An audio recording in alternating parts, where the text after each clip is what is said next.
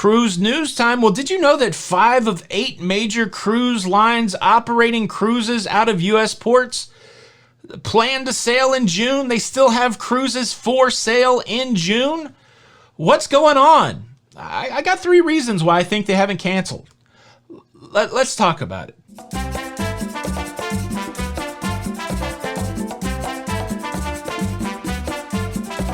Hey, what's up, everybody? Welcome back to Lido Loca. I'm your host, Tony, here with your latest cruise news updates. Well, Sunday, we made it. I hope you guys had a good week. Simple conversation today. Which cruise lines still plan to cruise in June from U.S. ports, and why? And why? So I'll tell you who's not sailing, who's sailing, and the reasons why. And before we get there, let me just quickly invite you to subscribe to this YouTube channel, become a part of this virtual community. If you like staying up to date with everything that's going on in cruising, please subscribe with the notification bell on. That way you don't miss out. And oddly enough, the percentages is getting better. Now, instead of 50% of you not being subscribed, it's 49%. We're making some progress, or some progress, for my Canadian friends. So help me with the data. Subscribe. Thank you. Hit the like button. I think I got it all in. 3 cruise lines not cruising, already canceled June. Norwegian Cruise Line, Princess Cruise Line, and Virgin Voyages. They said no thank you for cruising in June out of U.S. ports in 2021. That leaves us with 5 cruise lines that still have cruises planned for June, still booking cruises for June. Those are Carnival Cruise Line, Royal Caribbean, MSC, Celebrity, and Disney. So it begs the question, why have these cruise lines not canceled June? Well, I have 3 of my own reasons. You may have some yourself, but let me give you the 3. Number 1 is money. It always goes to that. Are the cruise lines perpetually holding open bookings so that they can take in more money to keep their business afloat? That certainly could be the case, and if it is, I'm not offended by it. The cruise business is a business that takes money for future bookings. Now, I know we've been in extraordinary circumstances. Some could argue that the cruise line should change their business model, but cruise lines taking money for cruises is going to happen years from now, months from now.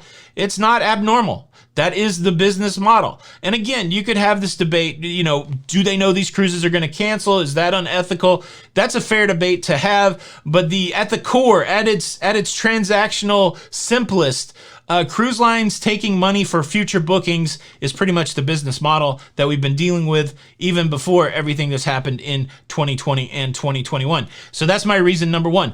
Number 2, they might be looking to see whether the public health emergency that the U.S. Department of Health and Human Services have put out, will it be extended? This was a public health emergency that was established in January of 2020. It gets renewed every 90 days. It is set to expire on April the 21st, 2021, if it is not extended. Interestingly, and the COVID numbers are not looking great right now. We're starting to see a little bit of an uptick. So it could be extended to April the 21st, 2021. But so keep in mind, 90 days after April the 21st, 2021 is July the 20th or July the 21st, 2021, depending how months work out. But yeah, so even if it gets extended in April, we could see a possible, end of that public health emergency in July, which would be good for cruising. Because if the public health emergency expires, if the declared public health emergency expires, then the conditional sail order, which is essentially keeping cruising from happening right now from U.S. ports, it goes away. So maybe Carnival specifically came out this week and said, we don't need you to pay off your June cruises until April the 30th, 2021. Of course, that is after April the 21st. So is Carnival eyeing the public health emergency declaration to see if it's going to expire? I don't know, but there are those dates there. So that could be a reason. That's my reason number 2. And number 3, over the last week, over the last 10 days, we have seen an increased pressure on the CDC and on the administration to do something about cruising, to make some sort of determination about cruising. You got the senators in Alaska sending a letter to the White House. You've got the governor here in Florida talking about possibly suing the CDC if something doesn't happen. You've got CLIA opening up this website where everybody can email their representatives to talk about cruising. So to me, I see a new push, at least from the cruise industry side, that we haven't seen in a while. to put pressure on these entities that are keeping cruising from happening from U.S. ports to really get something going. And you could even say that the move by Royal Caribbean cruising out of North America from the Bahamas, from St. Martin, you could see those as maybe possibly pressure.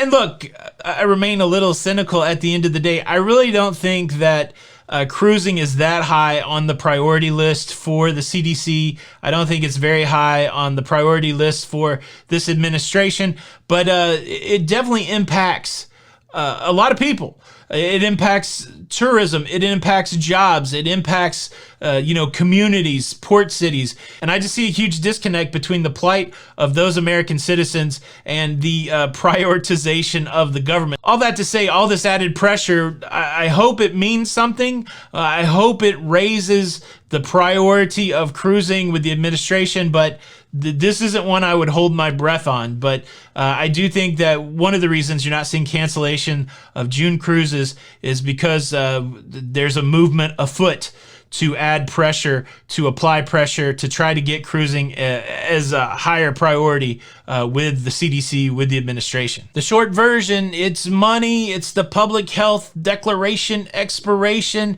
or is it just added pressure to the government by not canceling, or something else? That's up to you. Leave a comment, hit the like button. Tony with Lido Loca, and until the next time, we'll see you on the Lido. Bye.